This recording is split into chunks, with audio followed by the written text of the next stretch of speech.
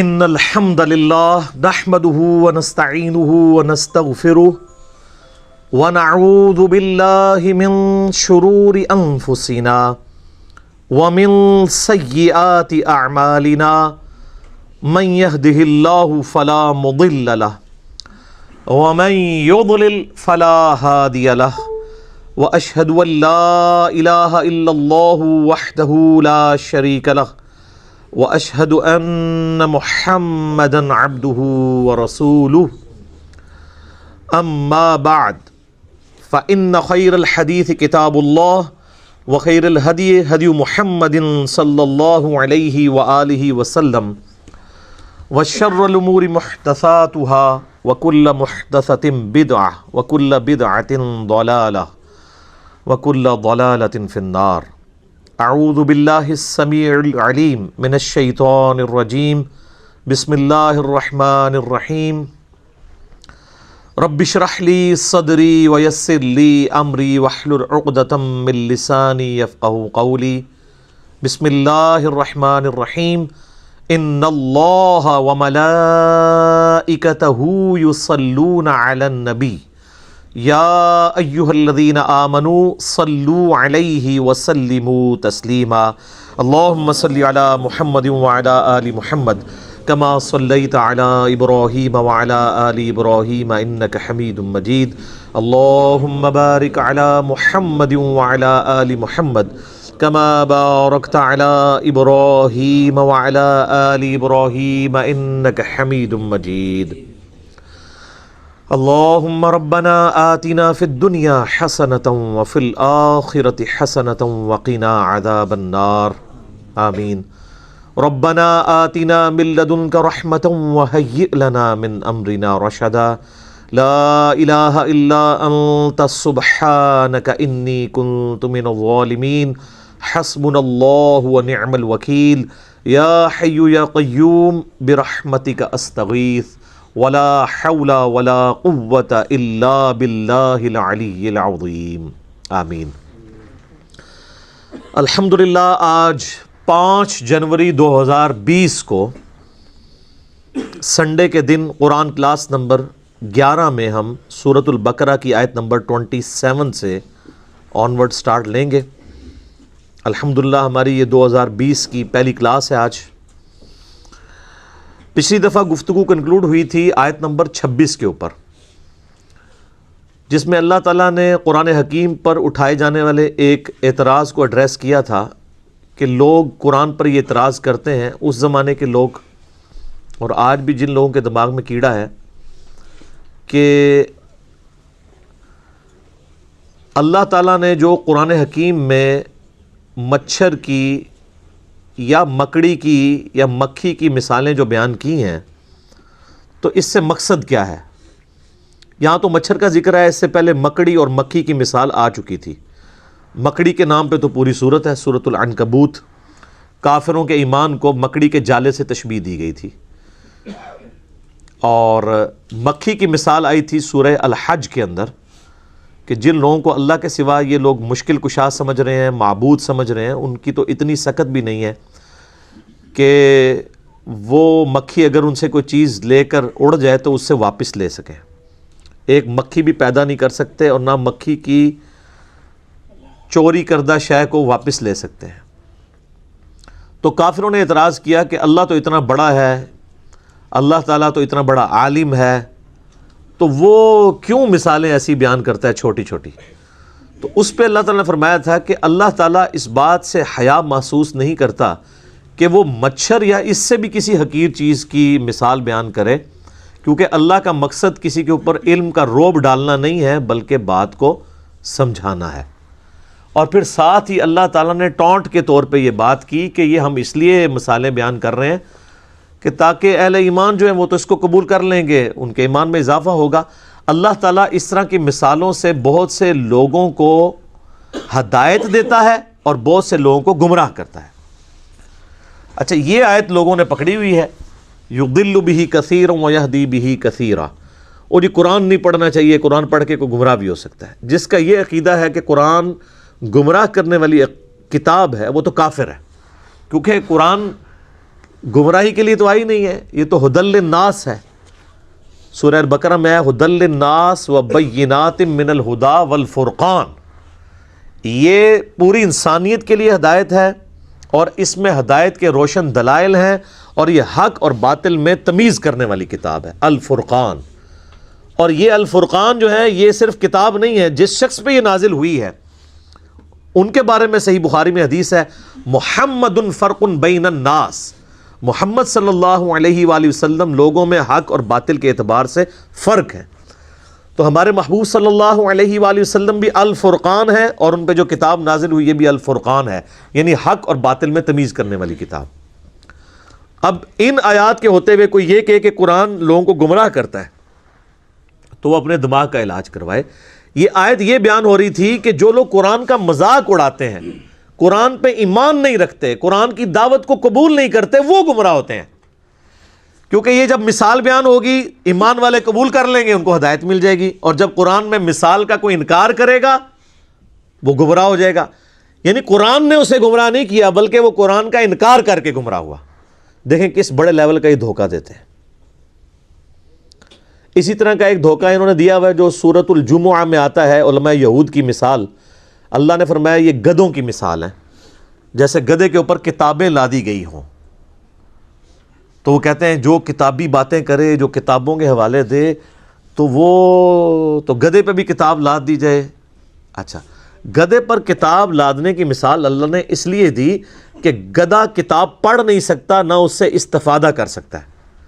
تو وہ علماء یہود جن کے پاس اولڈ ٹیسٹمنٹ موجود تھی، تورات اور زبور موجود تھی، یا کرسچنز جن کے پاس نیو ٹیسٹمنٹ انجیل موجود تھی، ان کتابوں سے وہ نبی صلی اللہ علیہ وآلہ وسلم کے بارے میں جو پروفیسیز تھیں، پیش گوئیاں تھیں، ان کو پڑھ کے آپ علیہ السلام کی دعوت پہ لبیک کہتے، لیکن انہوں نے ان کتابوں سے استفادہ نہیں کیا، گویا کہ وہ ان گدھوں کی مانند ہیں کہ جیسے گدھے کے اوپر کتاب لاد دی جائے نا، تو گدھا کتاب تو پڑھ نہیں سکتا، صرف بوجھ ہی اٹھائے پھرتا ہے۔ تو کتاب کا مقصد تھا استفادہ کرنا، تو اللہ نے علماء یہود کو استفادہ نہ کرنے کی وجہ سے کہا ہے کہ یہ گدھوں کی مثال ہے۔ تو معذرت کے ساتھ ہمارے علماء کے لیے یہ مثال بیان ہوئی ہے، وہی خرابیاں یہاں بھی پیدا ہوں گی نا۔ بخاری مسلم میں حدیث آتی ہے جو کتابوں سے استفادہ کر رہا ہے وہ گدھے کی مثال نہیں ہے، کیونکہ گدھا تو کتاب نہیں پڑھ سکتا۔ گدھے کی مثال وہ علماء ہیں جن کے شوکیسوں میں کتابیں رکھی ہوئی ہیں اور وہ ان کو پڑھ کے صحیح بات نہیں امت تک پہنچاتے۔ تو کتاب پڑھنے والا، اس پر عمل کرنے والا گدھا نہیں ہوتا، بلکہ کتاب کو رکھ دینے والا، صرف سجانے والا، اور روب کے لیے بڑے بڑی وہ عربی کتابیں پرنٹ کر کے تو یوں کھول کے لوگوں کو جو ہے وہ یہ تاثر دینا کہ ہم بہت بڑے علامے ہیں اور عمل کوئی نہ کرنا، وہ گدھے کی مثال ہے۔ تو تھوڑی سی اپنی بھی عقل استعمال کیا کریں کہ جو لوگ قرآن اور سنت سے آپ کو دور کر رہے ہیں یہ مسلمانوں کی شکل میں شیاطین ہیں۔ اگر ہمیں کوئی یہودی یا عیسائی آ کے کہے نا قرآن ڈائریکٹ نہ پڑھنا گمراہ ہو جاؤ گے، ہم کہیں گے دیکھا اللہ کا دشمن ہے اسی لیے مجھے قرآن سے روک رہا ہے۔ اور اگر یہی بات کوئی مولوی کرے ہم کہتے ہیں سبحان اللہ، مفتی صاحب نے صحیح فرمایا۔ تو ایسی عقل کا پھر ماتم ہی کرنا چاہیے نا۔ تو اب اللہ تعالیٰ اس آیت کو آگے کھول رہا ہے کہ یہ جو میں نے کہا کہ قرآن کے ذریعے گمراہی کماتے ہیں وہ لوگ، تو ان لوگوں کے اندر نشانیاں کیا پائی جاتی ہیں جو قرآن کی دعوت کو نہ قبول کر کے گمراہی کماتے ہیں؟ قبول کرنے والے تو ہدایت پہ ہیں، وہ ہے اب اگلی آیت، الذین ینقضون عہد اللہ من بعد میثاقہ، یہ وہ لوگ ہیں جو اللہ سے عہد کرنے کے بعد، پختہ عہد کرنے کے بعد توڑ دیتے ہیں۔ اب ظاہر ہے یہ تعویل خاص کے اعتبار سے تو یہودیوں سے اللہ تعالیٰ نے عہد لیا ہوا تھا، آگے چل کے آئے گا اللہ تعالیٰ نے کوہ طور کو ان کے اوپر سائبان کی طرح بلند کر دیا تھا کہ اس کتاب تورات پہ ایمان لاؤ ورنہ پہاڑ تمہارے اوپر گرنے لگا ہے۔ آپ ذرا امیجن کریں اتنا بڑا پہاڑ بادل کی شکل میں اوپر آ جائے اور کہا جائے کہ پکڑو تورات کو ورنہ آیا جائے تھوڑے ہوتے، تو بڑا کس لیول کا پکا عہد پھر انہوں نے کیا ہوگا، لیکن اس کے بعد توڑ دیا انہوں نے۔ اور تعویل عام کے اعتبار سے ہر انسان نے اللہ سے ایک عہد کیا ہوا ہے جس کی ڈیٹیل آئے گی سورۃ الاعراف میں، الستُ بربکم، اللہ نے ہماری ارواح سے یہ عہد لیا تھا، کیا میں تمہارا رب نہیں ہوں؟ تو سب نے مانا تھا کہ ہاں تو ہی ہمارا رب ہے، ہماری جبلت کے اندر توحید موجود ہے، لیکن وہ عہد پھر لوگ توڑ دیتے ہیں. اندر جو توحید موجود ہے اس سے روگردانی اختیار کرتے ہیں. وَيَقْطَعُونَ مَا أَمَرَ اللَّهُ بِهِ أَن يُوصَلَ، اور وہ رحمی رشتوں کو توڑ دیتے ہیں جن کے جوڑنے کا اللہ نے حکم دیا ہے. حقوق العباد کا معاملہ آ گیا. پہلی چیز حقوق اللہ اور توحید، اور دوسری چیز حقوق العباد میں وہ لوگ کمزور ہوتے ہیں. حقوق العباد میں وہی کمزور ہوگا نا جو اللہ کے معاملے میں کمزور ہوگا. اگر اسے سورۃ النساء کی آیت پتہ ہوگی کہ جو لوگ یتیموں کا مال نہ حق ہڑپ کر رہے ہیں وہ اپنے پیٹ میں دوزخ کی آگ بھر رہے ہیں، جو آگ اس وقت تو ہمیں نہیں جلا رہی لیکن ڈورمنٹ پوزیشن میں ہے، آخرت کے اندر یہ ایکٹیو ہو جائے گی. تو ڈاکٹر اسرار صاحب اکثر کہا کرتے تھے رحمہ اللہ تعالی کہ جو دنیا میں صرف مورل لاز جو ہے وہ ایسے ہیں جو ایکٹیو نہیں ہیں، فزیکل لاز سارے ایکٹیو ہیں. اگر کسی کی زبان پہ انگارہ رکھ دیا جائے زبان جل جائے گی، لیکن حرام کا لقمہ رکھا جائے، آپ خنزیر بھی بے شک زبان پہ رکھ لیں زبان نہیں جلے گی، کیونکہ وہ مورل لاز ہیں. وہ آخرت میں جا کے وہ ایکٹیو ہو جائیں گے. کسی نے حرام کا مال کھایا تھا، دنیا میں نہ بھی نکلے، اس کے پیٹ میں درد نہ بھی ہو، آخرت میں وہی سارا مال اس کے اوپر عذاب بن کے مسلط کر دیا جائے گا.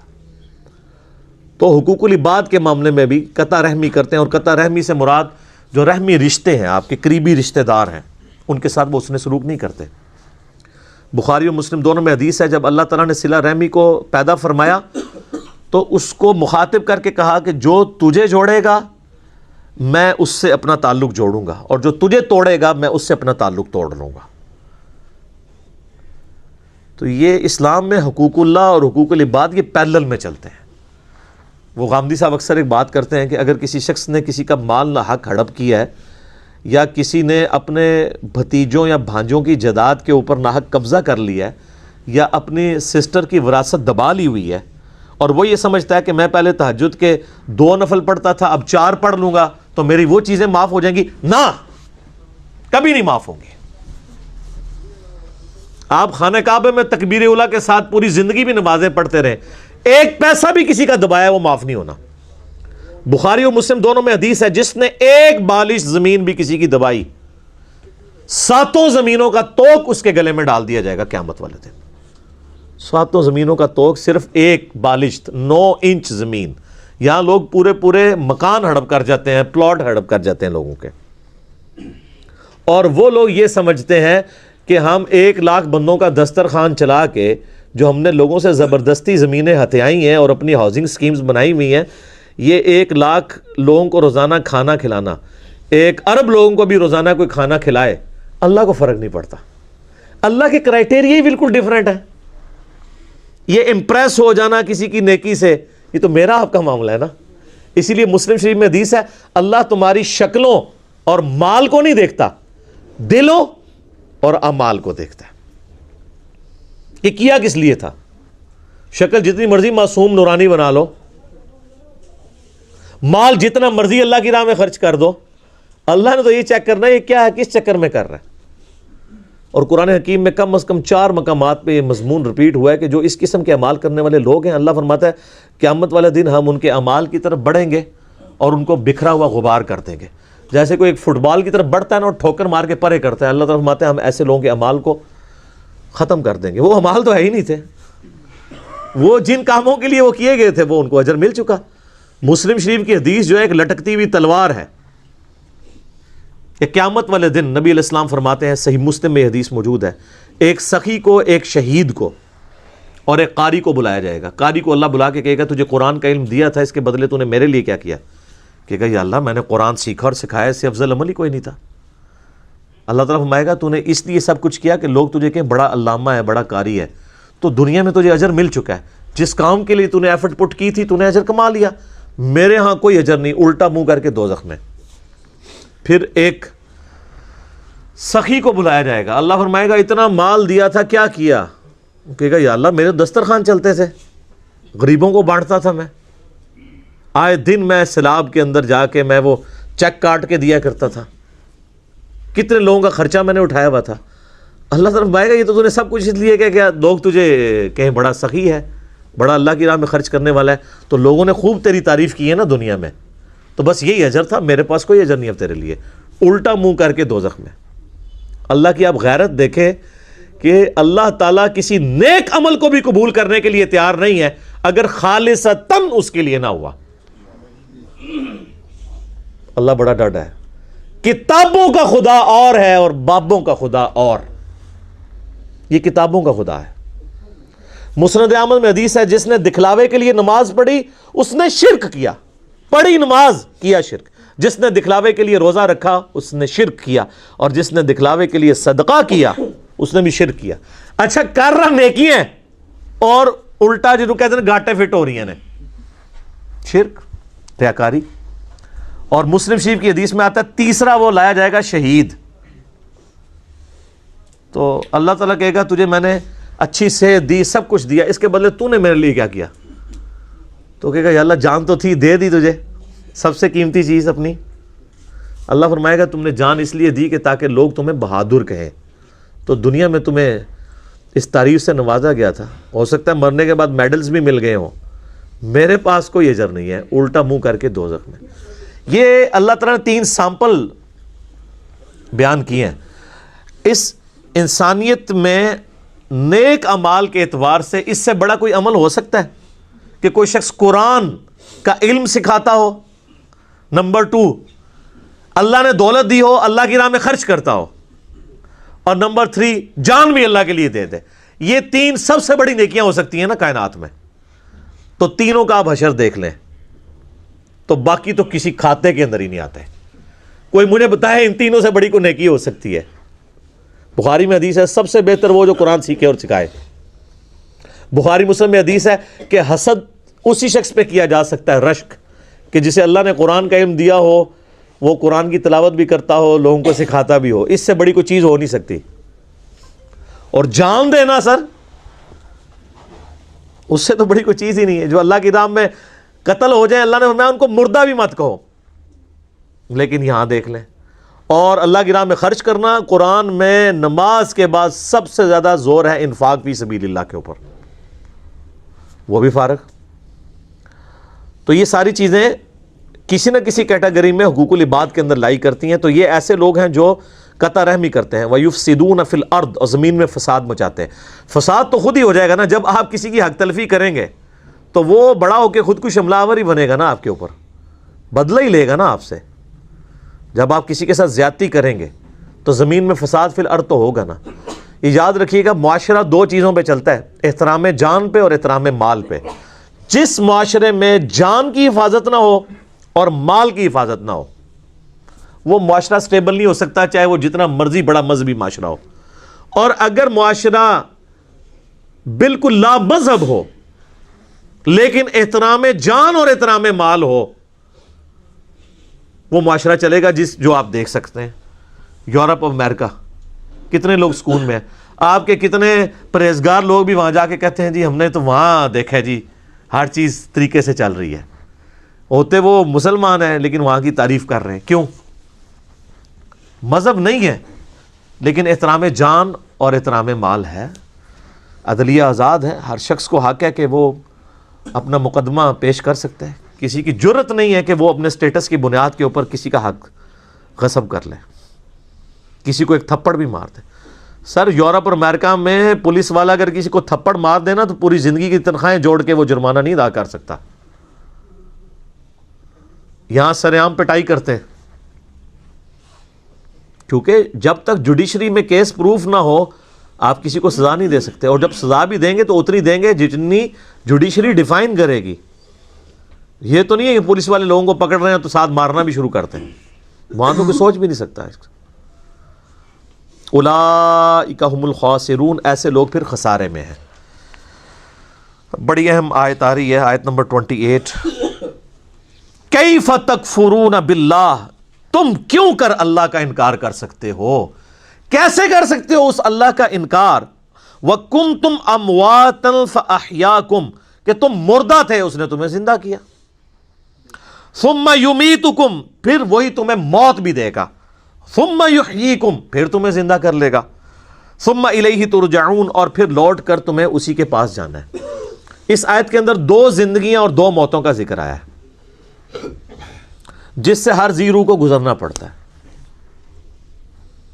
اللہ تعالیٰ نے جب روحوں کو پیدا فرمایا، جسم تو بعد میں دیے گئے نا ان کو، جن سے روحوں سے عہد ہوا الست بربکم، اس کے بعد انہیں ایک نیند سلا دیا، موت۔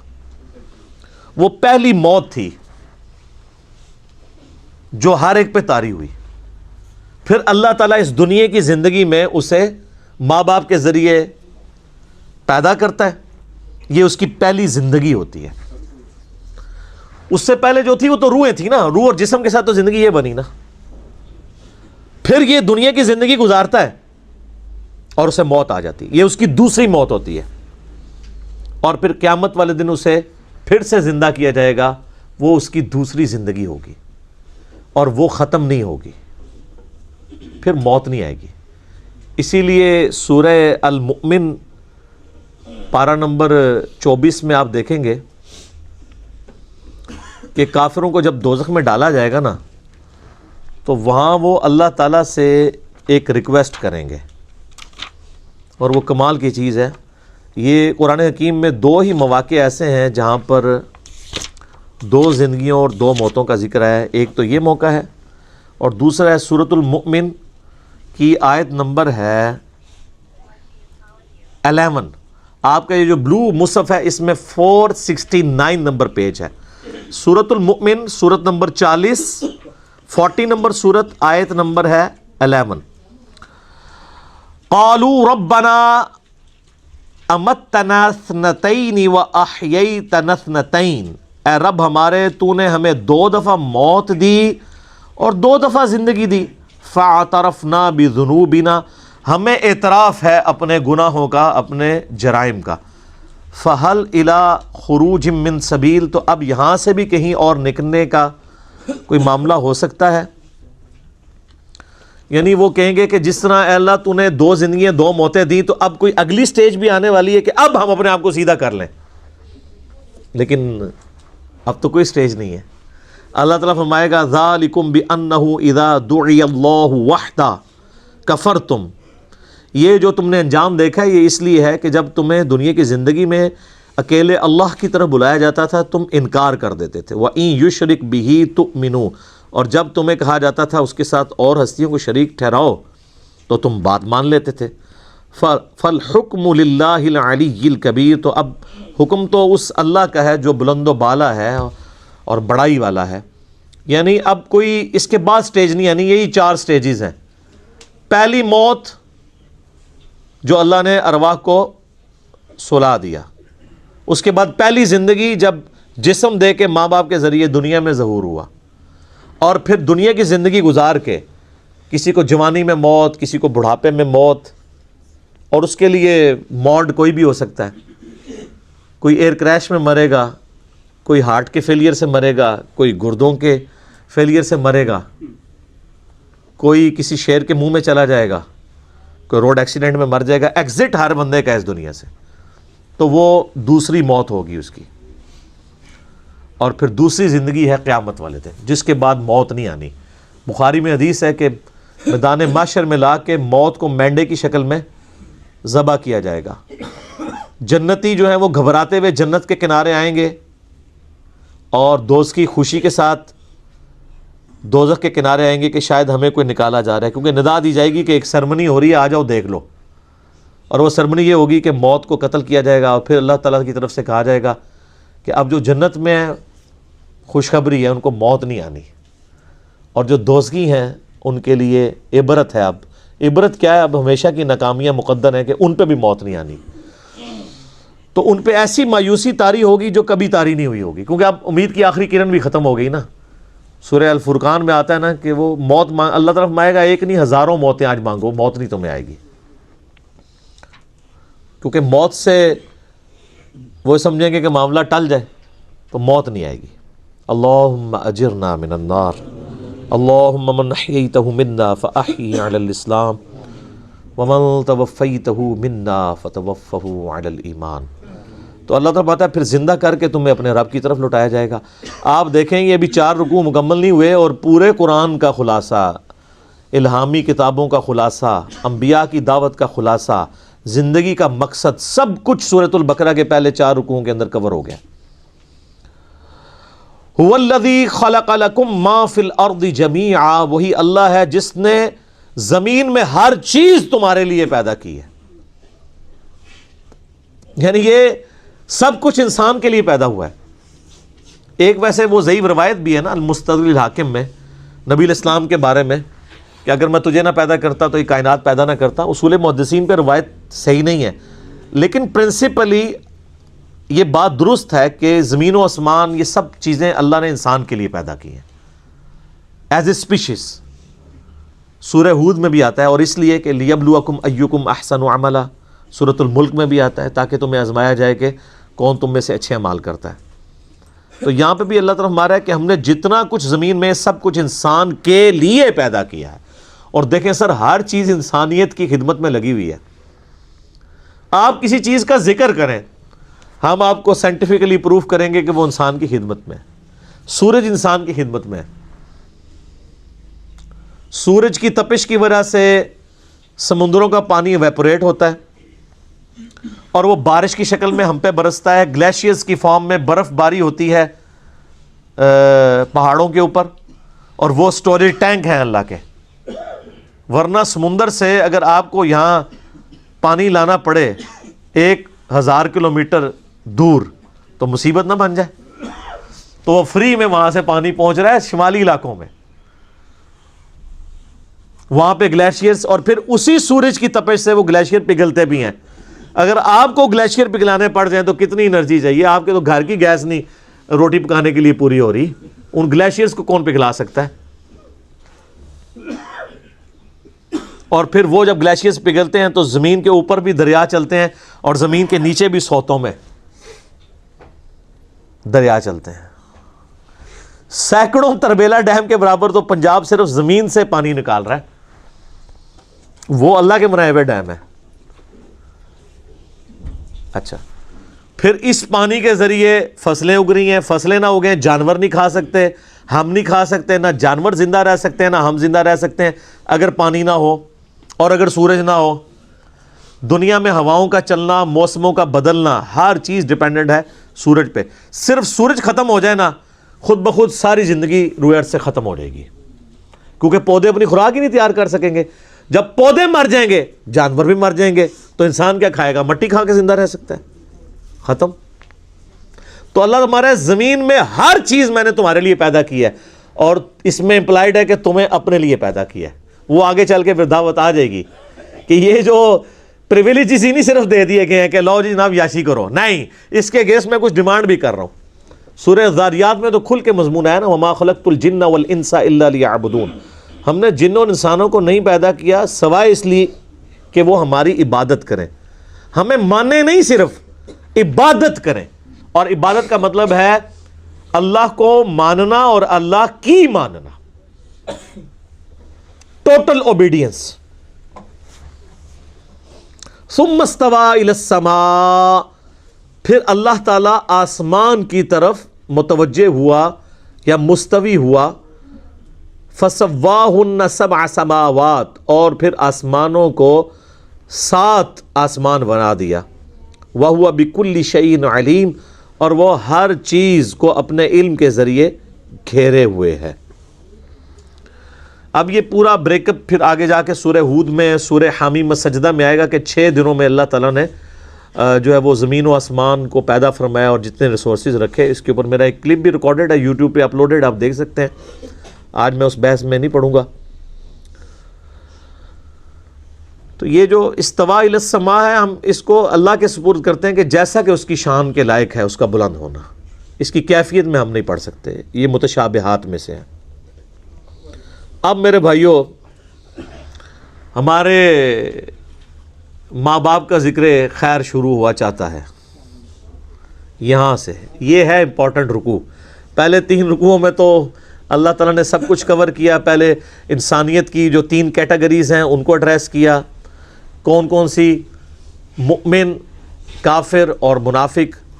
اور اس کے بعد قرآن حکیم کو اس اعتبار سے پیش کیا کہ کوئی کتاب ایسی پیش کر سکتے ہو تو پیش کرو، تم عاجز آ جاؤ گے، یہ اللہ کی طرف سے نازل ہوئی ہے۔ پھر اس کتاب کے اس کو بھیجنے والے نے اور ہمیں پیدا کرنے والے نے ہمیں کیوں پیدا کیا، اس کتاب کو بھیجنے کا مقصد کیا تھا۔ پھر بنیادی بات سے یعنی چیزوں کا آغاز کیا کہ اللہ تعالیٰ نے تمہیں زندگی دی ہے، 2 موتیں اور 2 زندگیاں، اور اس کے بعد زمین پہ اس نے تمہیں بسایا ہے، یہ میریکل پلانٹ تمہارے لیے بنایا ہے، یہاں پہ اللہ نے اس کو اس قابل بنایا کہ یہاں پہ تم زندہ رہو۔ اور یہ تو میں موٹی موٹی ابھی باتیں کر رہا ہوں نا، یہ تو 1 گھنٹہ بولا جا سکتا ہے۔ سائنٹسٹ اسے کہتے ہیں fine tuning, millions of fine tuning صرف روئے ارض کے اوپر ہیں، ملینز میں، کروڑوں کی تعداد میں، ان میں سے ایک فائن ٹیوننگ بھی ڈسٹرب ہو جائے نا، صرف سورج اور زمین کا فاصلہ ڈسٹرب ہو جائے نا، تب بھی یہ زمین پہ ساری مخلوقات تباہ و برباد ہو جائے، یا بہت سردی ہو جائے گی یا بہت گرمی ہو جائے گی، دونوں شکل میں یہاں پہ کوئی نہیں زندہ چیز رہ سکتی۔ پھر یہاں پہ پانی کی فزیکل پراپرٹیز، ہر پراپرٹی ایک فائن ٹیوننگ ہے، کیمیکل پراپرٹیز، فضا کے اندر آکسیجن اور نائٹروجن کی جو مقدار ہے، پھر آکسیجن کی اپنی پراپرٹیز، صرف آکسیجن ہی آپ ختم کر دیں سب کچھ ختم۔ تو یہ ہر ایک فائن ٹیوننگ ہے۔ میں نے اس کے اوپر ایک ویڈیو ریکارڈ کروائی تھی، مسئلہ نمبر 60، who is Allah in the light of latest scientific facts, Allah کون ہے جدید سائنسی حقائق کی روشنی میں۔ اب یہ چوتھا رکوع ہے جس میں اللہ تعالیٰ نے اس بنیادی بات سے شروع کیا ہے جہاں سے سارا انسانیت کا سلسلہ شروع ہوا تھا۔ آپ دیکھیں سورہ بقرہ جو ہے، اس کو شروع میں رکھنے کی اب آپ کو حکمت بھی کلیئر ہو رہی ہوگی۔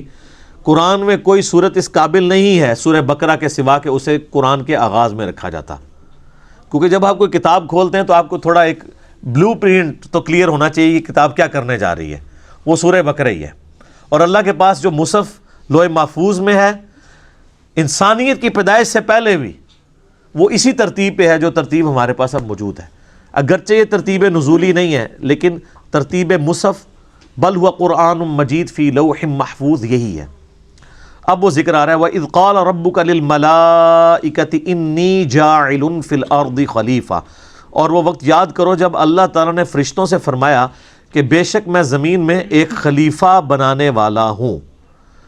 بھائی خلیفہ کی ضرورت تو اس کو پڑتی ہے جسے موت آ جانی ہو کہ مرنے سے پہلے وہ اپنے لیے کسی کو نامزد کر دیتا ہے، میرے بعد یہ کام چلائے گا، یہ معنی بھی ہوتا ہے خلیفہ کا۔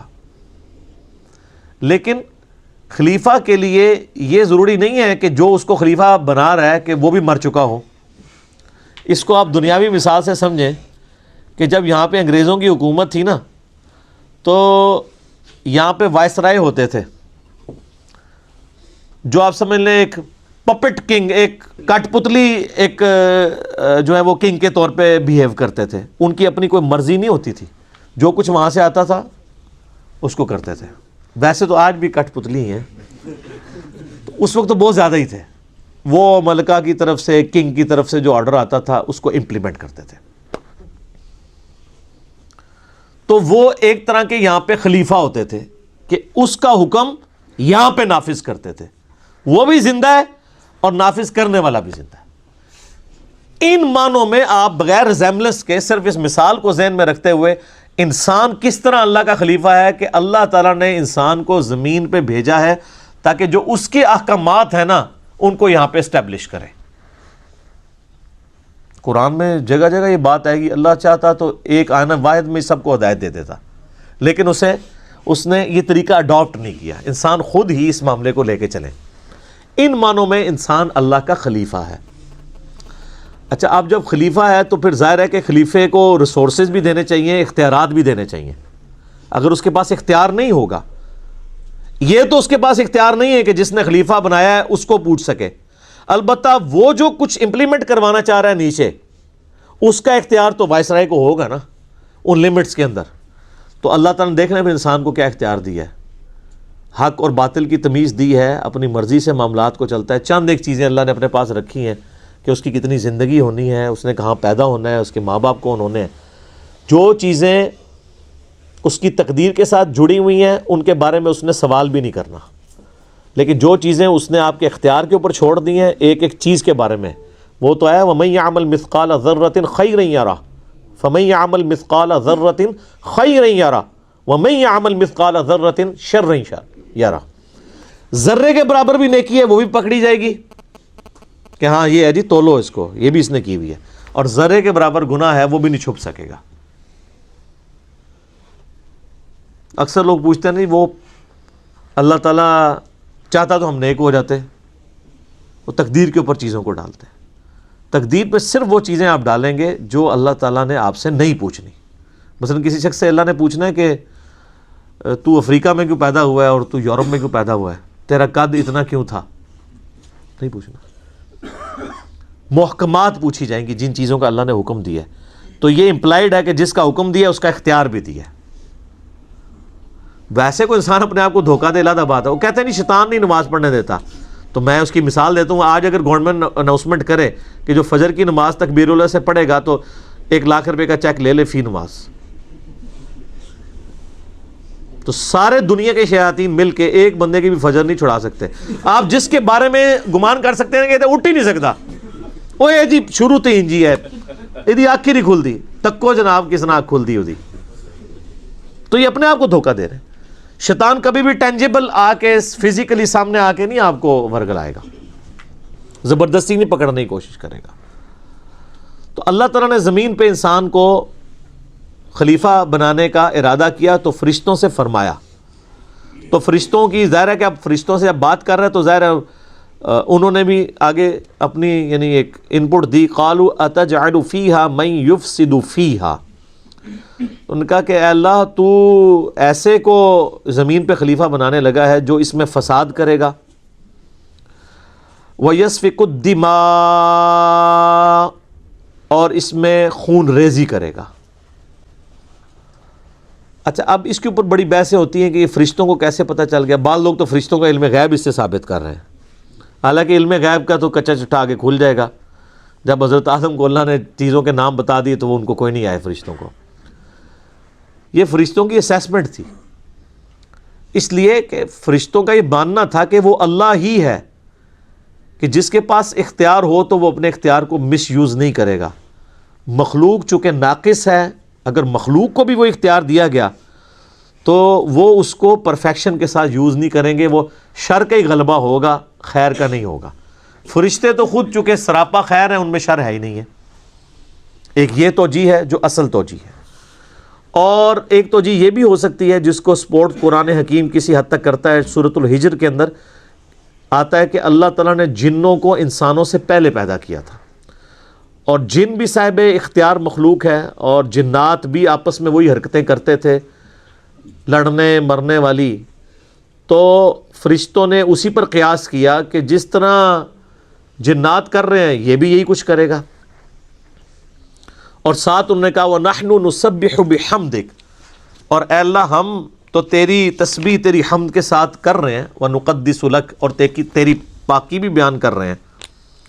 یعنی اگر مقصد یہی ہے کہ تو نے اپنی عبادت کے لیے پیدا کرنا کسی مخلوق کو، تو ہم سے زیادہ کون عبادت کر رہا ہے؟ ہمارے ہوتے ہوئے کسی اور مخلوق کو کیوں پیدا کیا جا رہا ہے؟ لیکن فرشتوں کو یہ بات نہیں پتہ تھی کہ فرشتے وہ مخلوق ہیں جو اپنی مرضی سے عبادت نہیں کر رہے، بلکہ بلٹ فار عبادت ہے، وہ بائی ڈیفالٹ، جسے کمپیوٹر کی لینگویج میں کہا جاتا ہے۔ ان میں تو اختیار ہی نہیں نافرمانی کا۔ شیطان نے بھی اس لیے نافرمانی کی کہ وہ جنوں میں سے تھا۔ سورہ الکہف میں آئے گا نا، کانا من الجن ففسق عن امر ربی، وہ جنوں میں سے تھا اس لیے اس نے اپنے رب کی نافرمانی کی، ورنہ فرشتہ ہوتا تو نافرمانی نہ کرتا۔ قرآن میں جگہ جگہ یہ مضمون ہے کہ فرشتے تو اللہ کی حکم عدولی کرتے ہی نہیں ہیں۔ قال انی اعلم ما لا تعلمون، تو اللہ نے فرمایا میں وہ کچھ جانتا ہوں جو تم نہیں جانتے۔ مراد یہ کہ میرا یہ ایک پلان ہے اور مجھے پتہ ہے میں کیا کر رہا ہوں۔ سر آپ بڑے قیمتی ہیں۔ اللہ تعالیٰ کو انسان اتنا عزیز ہے کہ اسے یعنی فرشتے بھی ویسے عزیز نہیں ہیں۔ آپ کا مقدمہ فرشتوں کے ساتھ اللہ تعالیٰ لڑ رہا ہے کہ مجھے پتہ ہے میں نے کیوں بندے بنائے ہیں، حالانکہ اللہ کو بھی پتا تھا کہ کوئی کورونا ایک داڑھا ہی نکلنا ہے بندے کا پتر، لیکن سر وہ ایک بندہ جو نکلنا ہے نا، وہ بندہ جبرائیل پہ بھی بھاری ہے، کیونکہ جبرائیل تو اپنی مرضی سے خدا کو مانے ہوئے ہے. اسی لیے میں کہتا ہوں کہ حضرت جبرائیل علیہ السلام اگر مجھے کہنا کہ میرے ساتھ ایمان ایکسچینج کر لو تو میں کبھی بھی نہ کروں. یہ جو انسان کو اللہ نے خوبی دی ہے نا کہ انسان اپنی مرضی سے اپنے رب کو چوائس کرتا ہے, سر یہ حسرت تو جبرائیل کے دل میں ہمیشہ ہی رہے گی کہ میں نے رب کو اپنی مرضی سے نہیں چنا بلکہ رب نے مجھے چنا ہوا ہے. انسان کسی کے لیے کمٹمنٹ شو کرے اپنی مرضی سے, جو اس کا مزہ ہے وہ کسی اور چیز کا مزہ ہو سکتا ہے. وَعَلَّمَ آدَمَ الْأَسْمَاءَ كُلَّهَا, تو اللہ تعالیٰ نے آدم علیہ السلام کو ہر چیز کے نام سکھا دیے. پوٹینشلی ہر چیز کا نام اللہ تعالیٰ نے حضرت آدم علیہ السلام کو سکھا دیا. یہی وہ ایکوائرڈ نالج ہے, فزیکل فینامنا آف نیچر کا علم. شروع میں آپ کوئی بھی چیز ڈسکور کرتے ہیں تو اس کا نام ہی رکھتے ہیں نا. جب بھی کوئی چیز ڈسکور ہوتی ہے تو اس کا نام رکھا جاتا ہے. لوہا دریافت ہوا تو اس کو انسانیت نے نام دیا. کوئی جانور دریافت ہوتا ہے جو پہلے علم میں نہیں, اس کو نام دیا جاتا ہے. کوئی دھات دریافت ہوتی ہے, کوئی پیریوڈک ٹیبل میں آپ کو پتہ ہے اب تو کمپلیٹ ہو چکا ہے, تو وہ جو بھی چیز ڈسکور ہوتی ہے اس کو نام دیا جاتا ہے. تو پوٹینشلی اللہ تعالیٰ نے آدم علیہ السلام کو چیزیں سکھا دی تھیں, لیکن وہ آہستہ آہستہ انسانیت نے ترقی کی ہے. وہی علم جو ہے وہ جو پوٹینشلی یعنی ان کے اندر یہ پوٹینشیل موجود تھا, ایکسپلور ہونے میں دیکھ لیں 10,000 سال لگ گئے, اور آج دیکھ لیں انسان کا علم کہاں پہ پہنچ چکا ہے. عقل دنگ ہے. آج سے 100 سال پہلے کا انسان زندہ ہو جائے تو وہ پاگل ہو جائے کہ انسان وہ سمجھ لے کہ یہ جنت ہی ہے. ہر چیز کس طریقے سے کنٹرول کی ہوئی ہے. الیکٹرانکس کی دنیا میں جو ایکسپلوژن ہوا ہے, پوری انسانی تاریخ میں اتنی ترقی نہیں ہوئی جتنی پچھلے 50 سالوں کے اندر ہوئی ہے. تو یہ ایکوائرڈ نالج, سائنس کا علم, چیزوں کے نام سکھا دیے. ثم عرضهم علی الملائکہ, پھر اللہ تعالیٰ نے فرشتوں پہ اس کو پیش کیا. فقال انبئونی باسماء هؤلاء ان کنتم صادقین, تو اللہ نے فرمایا اگر تم سچے ہو نا تو مجھے ان چیزوں کے نام بتا دو. یعنی جو میں نے پلان سوچا ہوا تھا, تم یہ سمجھتے ہو کہ یہ پلان درست نہیں تھا یا بہتر نہیں تھا, تو میرے پلان میں جو چیز ہے اب مجھے ان چیزوں کے نام بتاؤ جو میں نے اس کو کیپیبلٹی دی ہے اس انسان کو جو تمہیں نہیں دی ہے. تو انہوں نے سیدھی سیدھی بات کر دی. قالوا سبحانک لا علم لنا الا ما علمتنا, انہوں نے کہا اے اللہ تو ہر عیب سے پاک ہے, ہمیں تو علم نہیں ہے مگر وہی جو تو نے ہمیں سکھایا. اب میرا معصومانہ سوال ہے کہ حضرت جبرائیل کو چیزوں کے نام نہیں آتے, تو اولیاء اللہ جو آپ نے بنائے ہوئے ہیں وہ کہتے ہیں دل کے حال جانتے ہیں, ان کی کیا اوقات ہے؟ حضرت جبرائیل تو صرف فرشتے نہیں ہیں, فرشتوں کے پیغمبر ہیں, عام انسانوں سے تو افضل ہیں. تو وہ حضرت آدم کے دل کا حال جان لیتے نا, آدم کو تو سکھا دیے تھے نا. آدم کے تو دل میں وہ نام آ گئے تھے نا, تو جو دل کا حال پڑھ لیتے ہیں تو وہ کہتے ہیں یا اللہ ابھی پڑھ کے بتا دیتے ہیں. جب شیخ عبد القادر جیلانی دل کا حال پڑھ لیتے ہیں تو ہم تو فرشتے ہم نہیں پڑھ سکتے, ابھی آدم کا دل پڑھ کے آپ کو بتاتے ہیں کہ آپ نے کیا کچھ سکھایا ان کو. سب کچھ کہانی ہے. قرآن کے ہر صفحے پہ اتنی بڑی بڑی چپیڑیں ہیں سب کانٹیننٹ انڈیا, پاکستان اور بنگلہ دیش کے فرسودہ نظریات کے اوپر. اس لیے انہوں نے ایسے بالکل صحیح ٹوٹکا آپ کو بتایا کہ قرآن پڑھنا نہیں ہے, اس کے سوا چارہ ہی کوئی نہیں ان کے پاس, یہ رسک لے بھی نہیں سکتے. ترجمے بھی صرف برکت کے لیے کیے ہیں. میں آپ کو صحیح بتا رہا ہوں, آپ بہار شریعت کھول کے دیکھیں, فقہ حنفی کا انسائکلوپیڈیا ہے نا اردو زبان کے اندر, مفتی امجد علی صاحب نے لکھا ہے, اعلیٰ حضرت احمد صاحب ریلوی صاحب کے خلیفہ ہیں. تو جب نماز کا چیپٹر شروع ہے نا, وہ ہر چیپٹر سے پہلے نا جو ٹاپک ڈسکس کرتے ہیں نا اس پہ احادیث لے کے آتے ہیں. طہارت کا چیپٹر ہوگا تو بخاری مسلم سے احادیث لے کے آئیں گے, وضو کے اوپر, غسل کے اوپر, ان ساری چیزوں کے اوپر. اسی طریقے سے حج کا چیپٹر آئے گا, احادیث لے کے آئیں گے. نماز کا جب چیپٹر آیا نا تو اس میں بھی حدیثیں لے کے آئے, لیکن حدیثیں کون سی کہ نماز پڑھنے سے گناہ معاف ہو جاتے ہیں, پتوں کی طرح جھڑ جاتے ہیں. اب آگے نماز کا طریقہ بھی تو لکھنا چاہیے تھا نا ان کو, تو وہ حدیثیں چھوڑ دی. باقی جتنی بخاری مسلم میں حدیثیں تھیں ساری ایک جگہ جمع کر دی, لیکن ضمیر تو ملامت کرتا ہے نا. تو اینڈ پہ جا کے لکھا کہ یہ احادیث ہم صرف برکت کے لیے لکھ رہے ہیں, رہا ان احادیث کی روشنی میں نماز کا طریقہ اخذ کرنا تو وہ ہمارا کام ہی نہیں. ہمارے بزرگوں نے بہت عرصہ پہلے یہ کام کر دیا, ہمیں اسے دوبارہ کرنے کی ضرورت نہیں ہے. وہ بزرگ جو بہت عرصہ پہلے کام کر کے گئے نا, وہ کام کر کے نہیں گئے, کام پا کے گئے نا. تو یہ اندھا تھا جب بخاری مسلم سے حدیثیں لکھ رہا تھا، اس کو نہیں پتا تھا کہ نماز کا طریقہ، جب تم فضائل لکھ رہے ہو نماز کا طریقہ بھی اسی بخاری مسلم سے لکھو نا، اور پھر بتاؤ کہ بزرگ کام ڈال کے گئے ہیں۔ تو اصول برکت کے لیے وہ کہتے، اس میں لکھا ہے کہ ہم یہ برکت کے لیے لکھ رہے ہیں، کوئی یہ نہ سمجھے کہ اس سے ہم نے نماز کا طریقہ اخذ کرنا ہے۔ تو قرآن بھی جو ترجمے ہوئے ہیں برکت کے لیے ہوئے ہیں، اس سے کوئی یہ نہ سمجھے کہ اس کو پڑھ کے اس پہ عمل بھی کرنا ہے۔ قالوا سبحانک لا علم لنا الا ما علمتنا، انہوں نے کہا اللہ تو پاک ہے، ہمیں تو بس اتنا ہی پتا ہے جتنا تو نے ہمیں سکھایا ہوا ہے، ہم تو دل کا حال نہیں کسی کا جان سکتے، علم غیب نہیں ہے۔ انک انت العلیم الحکیم، بے شک تو ہی ہے علم والا اور حکمت والا۔ پھر اللہ نے کہا قال یا آدم، اے آدم، انبئہم باسمائہم، ان کو ذرا بتا دو نا ان چیزوں کے نام۔ تو آدم علیہ السلام کو تو اللہ تعالیٰ نے سکھائے ہوئے تھے، تو انہوں نے پھر وہ نام بتا، فلما انبأہم باسمائہم، تو جب آدم علیہ السلام نے ان چیزوں کے نام بتا دیے، یعنی جو بھی اللہ نے ایک سیمپل کے طور پہ چیزوں کے نام پوچھے تھے، تو اللہ نے فرمایا قال الم اقل لکم انی اعلم غیب السماوات والارض، تو اللہ تعالیٰ نے فرمایا کہ میں نہ کہتا تھا کہ میں زمین و آسمانوں کے غیب کو جاننے والا ہوں، وَأَعْلَمُ مَا تُبْدُونَ وَمَا كُنْتُمْ تَكْتُمُونَ، اور میں جانتا ہوں جو کچھ تم ظاہر کرتے ہو اور جو کچھ تم چھپاتے ہو۔ یہاں بھی علم غیب کا اللہ نے بتا دیا کہ غیب کا علم میرے پاس ہے، اور جتنا علم میں کسی کو سکھاؤں گا اس کو آئے گا، اور جس کو میں نے نہیں سکھایا ہوگا کسی کی کمپیٹنسی نہیں ہے کہ وہ حاصل کر سکے۔ اور میں جانتا ہوں جو کچھ تم ظاہر کرتے ہو اور جو کچھ تم چھپاتے ہو۔ اچھا، اس سے ایک بات تو یہ پتہ چلی کہ آدم علیہ السلام کو اللہ تعالیٰ نے فضیلت دی ہے علم کی بنیاد کے اوپر، وجدان، عشق، یہ جو آپ کو کوئی کہانیاں کرائی ہوئی ہیں ان پہ نہیں، علم کی بنیاد پہ۔ اور ہمارے نبی علیہ السلام کو سورہ طٰہٰ میں اللہ تعالیٰ نے یہ حکم دیا ہے کہ آپ دعا کیا کریں قل رب زدنی علما، اے رب ہمارے، اے میرے رب میرے علم میں اضافہ کر دے۔ تو اللہ تعالیٰ فرمایا کہ میں جانتا ہوں جو کچھ تم ظاہر کر رہے ہو جو کچھ تم چھپاتے ہو۔ اب جو ظاہر کر رہے تھے وہ تو ہمیں بھی پتہ چل گیا کہ وہ کیا کہنا چاہ رہے تھے کہ یا اللہ ہم تیری عبادت کرنے والے ہیں، کافی ہیں، یہ زمین میں فساد کرے گا، لڑائی جھگڑا کرے گا۔ اور جو تم چھپاتے ہو، یعنی تمہارے دل کے اندر بھی اگر کوئی خیال آتا ہے، انہ علیم بذات الصدور، سینوں کے چھپے ہوئے رازوں کو جاننے والا ہے۔ یہاں پہ شائبہ ہوتا ہے اس بات کا کہ فرشتوں کی خواہش یہ تھی کہ انہیں خلیفہ بنایا جائے، ان کے اندر کہیں چھپی ہوئی ایک خواہش موجود تھی۔ تو اللہ نے فرمایا کہ یہ جو کچھ تم کہہ رہے ہو نا، جو تم کہہ رہے ہو وہ بھی مجھے پتہ ہے، جو تمہارے اندر خواہش ہے نا وہ بھی مجھے پتہ ہے۔ اس میں یعنی ایک اشارہ ملتا ہے۔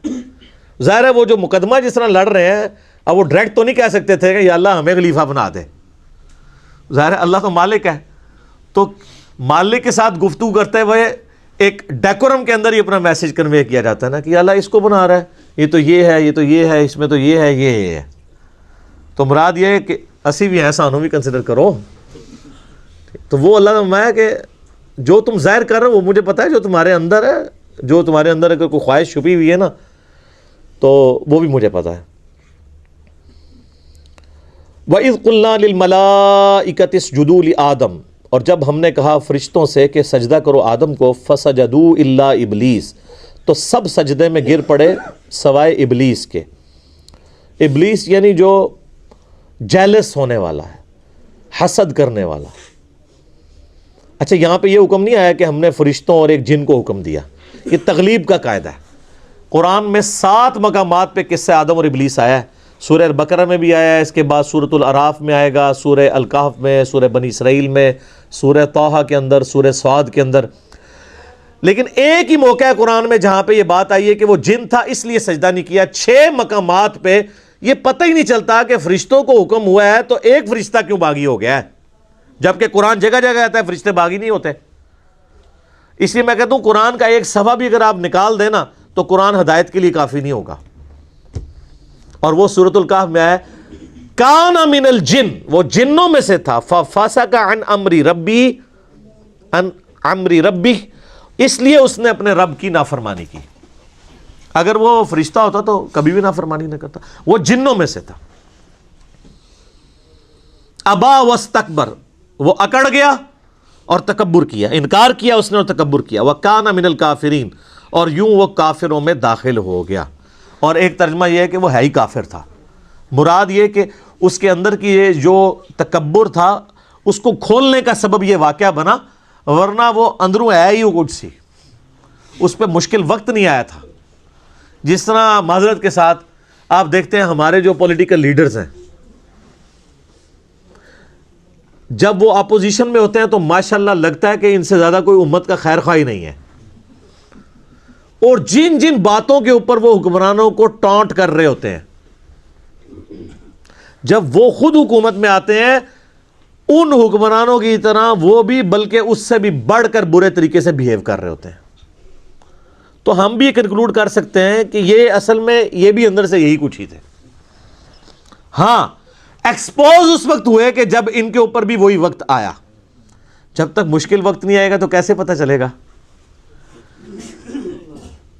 غزوہ تبوک نہ ہوتی تو منافقین اور مومنین کا فرق کیسے پتہ چلتا؟ غزوہ احد نہ ہوتی تو عبداللہ ابن ابی جو 300 بندے لے کے الگ ہو گیا تھا تو کیسے پتہ چلتا کہ ماشاءاللہ نعرے مارنے والوں میں 300 بندہ جو ہے منافق ہے؟ کیسے پتہ چلتا؟ 1000 میں سے 300 نکل گیا. عبداللہ ابن مسعود کہتے ہیں کہ اگر یہ غزوہ احد کا یہ واقعہ نہ ہوا ہوتا، کوئی مجھ سے پوچھتا تو میں قسم اٹھا کے کہہ سکتا تھا کہ نبی علیہ السلام کے صحابہ میں کوئی بھی منافق نہیں ہے. لیکن میں تو حیران ہو گیا کہ 300 بندے تو احد میں ہی نکل گئے، 1000 میں سے 300 نکل گئے، آلموسٹ 1/3 ہی نکل گئے نا. تو جب مشکل وقت آتا ہے پھر پتہ چلتا ہے کہ کون کون محبوب کی امت میں سے ہے. ویسے آپ کہہ لیں جتنا مرضی آپ نعرے مار لیں، اپنے املاک کو نقصان پہنچا لیں، بڑے بڑے بینرز لگا لیں، بہت آسان ہے، مشکل وقت میں پتہ چلتا ہے. تو اللہ تعالیٰ فرماتا ہے کہ وہ ہے ہی کافروں میں سے تھا، یعنی اس کے اوپر جب یہ وقت آیا پھر اس کی حقیقت کھل کے سامنے آ گئی کہ اس کے اندر یہ چیز بھری ہوئی تھی. وَقُلْنَا يَا آدَمُ اسْكُنْ أَنْتَ وَزَوْجُكَ الْجَنَّةَ، تو ہم نے آدم سے اور اس کی بیوی سے فرما دیا تھا کہ تم دونوں اس جنت میں رہو. وَكُلَا مِنْهَا رَغَدًا حَيْثُ شِئْتُمَا، اور دونوں کھاؤ پیو جتنا چاہو یہاں پر، جتنا عرصہ چاہو یہاں پہ اس جنت میں رہو، لیکن ایک شرط کے ساتھ، وَلَا تَقْرَبَا هَذِهِ الشَّجَرَةَ، یہ ایک درخت ہے جس کے قریب نہیں تم نے جانا. فَتَكُونَ مِنَ الظَّالِمِينَ، اگر ایسا ہوا تو تم پھر حق تلفی کرنے والوں میں، ظالموں میں، اللہ تعالیٰ کے نافرمانوں میں شمار ہو جاؤ گے. اب بعض لوگ کہتے ہیں درخت کون سا تھا؟ وہ جڑا بھی ہوئے درخت تل کے فرق پہنتا ہے. اللہ تعالیٰ وہ درخت کی کوئی خوبی نہیں بتانا چاہ رہا کہ وہ درخت نے اینج کر کے کھینچ لیا سی. یہ بتانا چاہ رہا ہے کہ اللہ نے ایک سیمپل کے طور پہ ایک چھوٹا ٹیسٹ انسان کو گزارا کہ forbidden fruits are always sweet, منع کیے گئے پھل ہمیشہ میٹھے ہوتے ہیں. یعنی وہ انسان اس کی طرف مائل ہوتا ہے نا. تو یہ انسانیت کا ایک ٹیسٹ تھا کہ دنیا میں، چونکہ اللہ نے تو پہلے ہی پلان کر دیا تھا کہ دنیا میں تو میں نے بھیجنا ہے، یہاں پہ انہوں نے رہنا ہے، تو ان کے لیے کچھ چیزیں ہوں گی جو میری طرف سے حکم ہوں گی یہ کرنی ہے، اور کچھ چیزیں ایسی ہوں گی جو منع کی گئی ہوں گی. اس کے لیے ایک چھوٹا سا آپ سمجھ لیں اینول ایگزامینیشن سے پہلے ایک چھوٹا سا ٹیسٹ سمجھ لیں. تو اس میں سے یہ گزارا. فَأَزَلَّهُمَ الشَّيْطَانُ، تو شیطان نے ان دونوں کو پھسلا دیا، عنہا، اس سے. فَأَخْرَجَهُمَا مِمَّا كَانَ فِيهِ، تو نکلوا دیا ان دونوں کو اس میں سے جس میں وہ تھے. اچھا اللہ تعالیٰ یہ جو سیغے استعمال کر رہا ہے تثنیہ کے کر رہا ہے، لہذا یہ کرسچینٹی میں آیا نا، وہ کہتے ہیں ایکسیز آف ایول جو ہے وہ عورت ہے. ایو، اما ہوا کو انگلش میں کیا کہتے ہیں؟ ایو. تو یہ ایول یعنی برائی، یہ انہوں نے عورت سے، یہ جو آج کہہ رہے ہیں ہم عورت کے بڑے حقوق کی جنگ لڑ رہے ہیں، انہوں نے تو اپنی ماں کے نام سے ایول کو ڈیڈکٹ کیا ہوا ہے، ایول. جبکہ قرآن کیا کہہ رہا ہے کہ ان دونوں کو ہم نے کہا، ان دونوں نے نافرمانی کی، ان دونوں کو شیطان نے بہکایا. یہ کسی ایک انڈیویجول کے اوپر نہیں اللہ تعالیٰ نے ڈالا، کیونکہ ہر ایک کی اپنی مرضی تھی. سیدنا آدم کی بھی اپنی مرضی تھی اور اما ہوا کی بھی. اچھا آپ کو تورات کے اندر ملے گا کہ وہ مور کی شکل میں، مطلب اس کے پاؤں کے ساتھ لگ کے داخل ہوا، یہ ساری کی ساری فضول چیزیں ہیں. کہ ان کے پیچھے پڑھا جائے. ایک انٹرسٹ کے طور پہ ہو سکتا ہے, لیکن اس چکر میں پڑھنا کہ وہ کیسے گیا تھا جی جناب, کہ تسی راہ ڈھک لینا ہوتا کیسے گیا تھا, اور جس طرح مرضی گیا ہوئے کوئی فرق نہیں پہنتا. یہ یعنی خام خواہ کی بحثیں ہوتی ہیں. مسلم شریف میں حدیث ہے نا کہ نبی علیہ السلام نے فرمایا میں اور قیامت اس طرح ساتھ بھیجے گئے ہیں جیسے یہ 2 انگلیاں. ہمیں ایک بندے نے جناب یہاں پہ اکیڈمی میں رابطہ کر کے کہہ رہا ہے جی کیڑیاں 2 انگلیاں جوڑیاں سن حضور نے. وہ بھائی جیڑیاں بھی 2 جوڑیاں نے, بتانا آپ علیہ السلام یہ چاہ رہے تھے, یہ والے ویسے یہی 2 جوڑی تھی شہادت کی اور درمیان والی, کہ میرے بعد اب قیامت ہی آئے گی, کوئی پیغمبر نہیں آئے گا. یعنی نبی علیہ السلام خود بھی قیامت کی خبر ہے. یہ مقصد نہیں تھا کہ آپ یہ بتائیں کہ وہ انگلیاں کون سی 2 تھی. تو یہی ہوتا ہے کہ ہم انگلیوں کے چکر میں پڑ جاتے ہیں, جو میسج ہے وہ پس پش ڈال دیا جاتا ہے. یہاں پہ بھی اللہ تعالیٰ نے فرمایا کہ شیطان نے ان دونوں کو ورگلایا. ابھی یہ آیت باقی ہے, انشاءاللہ اگلی دفعہ اس آیت کو ہم ایلبوریٹ کریں گے کہ کس طریقے سے یہ سارے معاملات ہوئے, اور کراس ریفرنس کے طور پہ جو باقی آیات جہاں سے ضرورت پڑی تو میں انشاءاللہ اس کو بیان کروں گا. اللہ تعالیٰ سے دعا ہے جو حق بات میں نے کہی اللہ تعالیٰ ہمارے دلوں میں راسخ فرمائے. اگر جذبات میں میرے منہ سے کوئی غلط بات نکل گئی تو اللہ تعالیٰ ہمارے دلوں سے اسے محو کر دے, ہمیں معاف بھی فرما دے, ہمیں کتاب و سنت کی تعلیمات پر عمل کر کے دوسرے بھائیوں تک پہنچانے کی توفیق عطا فرمائے. اللہم صلی علی محمد وعلی آل محمد کما صلیت علی ابراہیم وعلی آل ابراہیم انک حمید مجید. اللہم بارک علی محمد وعلی آل محمد کما بارکت علی ابراہیم وعلی آل ابراہیم انک حمید مجید.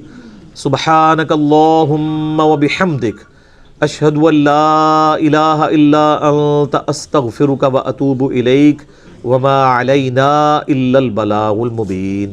جزاکم اللہ خیرا.